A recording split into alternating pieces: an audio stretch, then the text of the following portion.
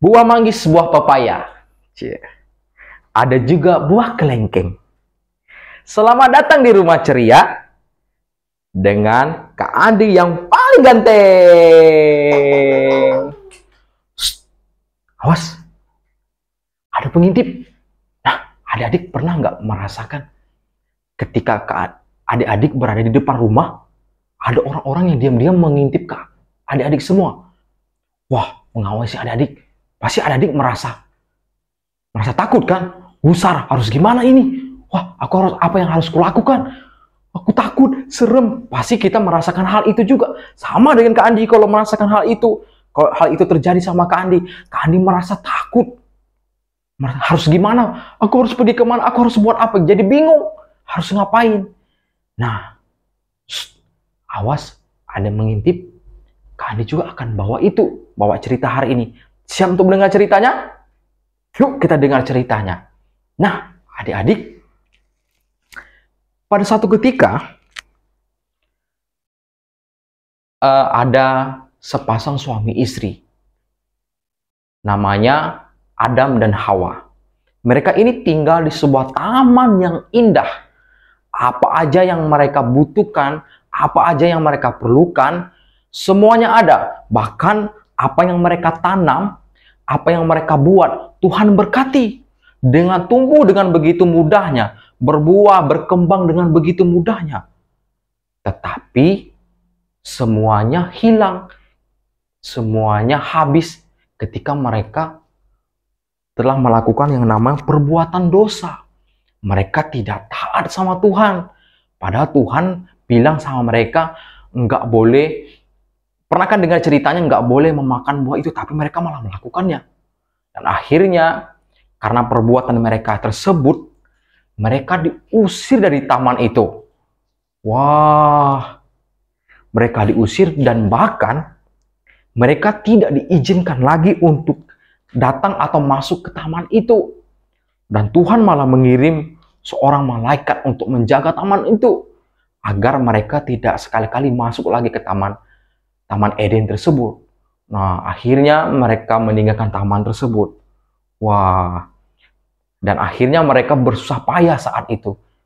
Mereka susah dalam menanam tanam-tanaman, tumbuh-tumbuhan untuk mereka bertahan hidup.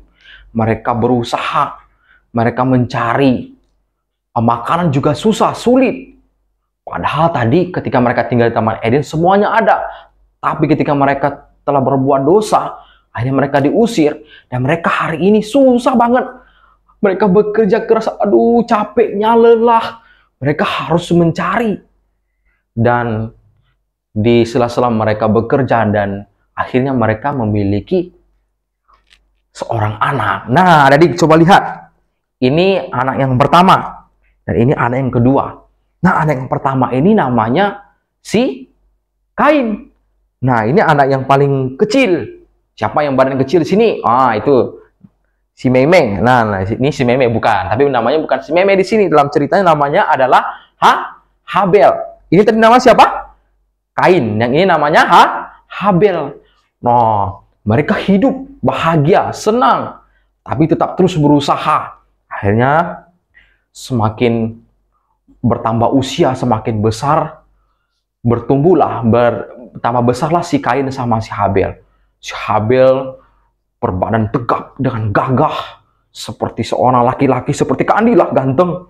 Dan terus si Habel juga dia semakin bertambah besar. Akhirnya karena mereka akan menjadi seorang anak yang mandiri, mereka gemar. Si Kain ini gemar bertanam atau membuat kebun, disebut dia petani. Itu si Kain. Si Kain ini gemar sekali menanam tumbuh-tumbuhan. Dia gemar sampai dia disebut si tukang petani. Nah, terus si Habel juga, ini perhatikan. Ini si Kain tadi ya, si petani. Ini sekarang si Habel. Si Habel ini seorang pengembala kambing domba, dan dia juga suka berburu. Adik-adik, di sini ada yang suka berburu nggak? Atau ada yang belum pernah ke hutan? Oh, pasti nggak ada deh. Yang suka ikut mamanya menanam padi deh ke sawah. Itu juga telah salah satu termasuk yang dilakukan si Kain. Si Kain itu petani dan si Habel itu pengembala, atau dia juga menggemari yang namanya berburu. Nah, ketika mereka menanam, si Kain pun menanam semua tumbuh-tumbuhan, buah-buahan, dari buah-buahan maupun tumbuh-tumbuhan lain untuk mereka makan dan mereka nikmati. Dan si Kain pun memeternakkan semua yang ada. Si kambingnya makin bertambah banyak, si domba juga bertambah banyak. Bahkan dia berburu ke hutan, dia mendapatkan sebuah yang makin banyak. Dan tiba saatnya mereka hari ini sebagai tanda ucapan syukur mereka kepada Tuhan karena Tuhan memberkati setiap pekerjaan mereka, baik si Kain dan si Habel. Akhirnya mereka mempersembahkan persembahan apa yang mereka miliki, apa yang mereka hasilkan. Yang pertama itu si Kain. Mereka pun bersiap-siap. Pertama si Kain. Si Kain membawa hasil dari pertaniannya, dari kebunnya. Itu ada, coba perhatikan, ada semangka, ada buah jeruk, ada ada wortel. Semuanya ada di situ. Dan ada yang lain lagi. Wah, dia susun batu bata tersebut. Dia susun, dia buat yang bagus. Dia simpan di situ. Dia simpan semua persembahan itu dan dia harapannya dia akan kasih sama Tuhan. Dia bicara begini, adik, pasti Tuhan seneng nih dengan hasil pertanianku. Karena semuanya bagus, semuanya indah, buah-buahnya segar, tanaman-tanaman juga bagus. Pasti Tuhan senang. Dia ada penuh dengan harapan. Ketika itu dia simpan di atas batu tersebut. Akhirnya, apa yang terjadi? Tetapi persembahan si Kain tidak diterima oleh Tuhan. Lihat, menjadi busuk. Tidak diterima oleh Tuhan. Dan ketika itu dia mulai aduh, kok Tuhan gini sih? Kok persembahanku udah terima? Dia mulai melirik sebelah kanannya. Dia melihat, rupanya dia melirik si Habel. Si Habel juga demikian. Dia membawa hasil dari ternaknya tersebut. Dia membawa kambing domba yang begitu bagus. Indah banget. Dia penuh harapan, pasti Tuhan akan terima persembahanku. Dia bilang begitu. Akhirnya dia susun bata juga. Dia susun bagus dan simpan persembahan itu di atas batu bata tersebut. Ketika dia susun, dia letakkanlah kambing domba untuk disembahkan tersebut. Akhirnya dalam sekejap mata, persembahan itu diterima oleh Tuhan. Nah, di situ adik-adik membuat si Kain menjadi marah. Dia marah sekali.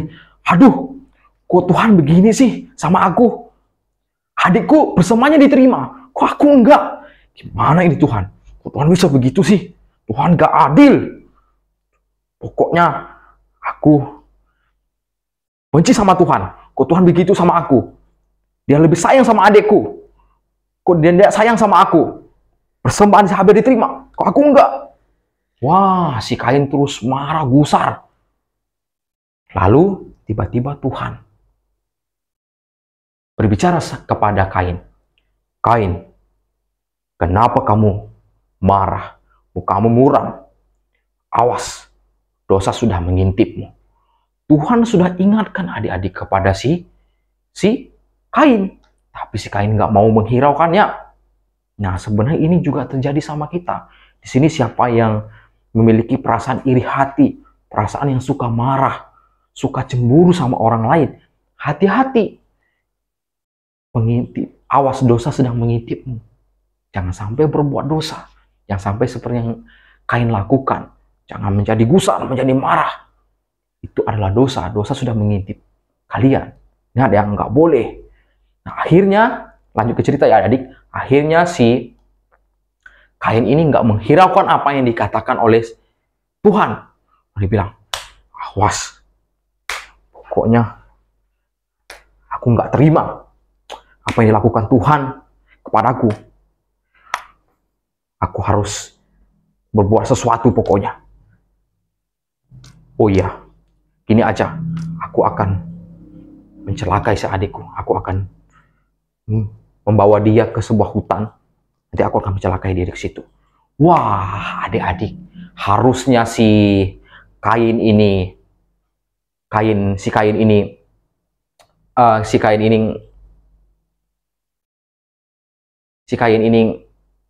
mendengarkan apa ke Tuhan, tapi malah dia memiliki sebuah rencana jahat kepada si adiknya. Nah, ketika memiliki rencana jahat tersebut, dia nih lihat mukanya marah kan. Akhirnya dia pun mendatangi si Habel. Dia datang sama si Habel. Habel, nanti saya ikutan ya, kita berburu. Oke bang, aku ikut. Dia bilang begitu. Pasti seru di sana. Wah, karena si Habel ini anaknya menurut kan, akhirnya dia ikut aja.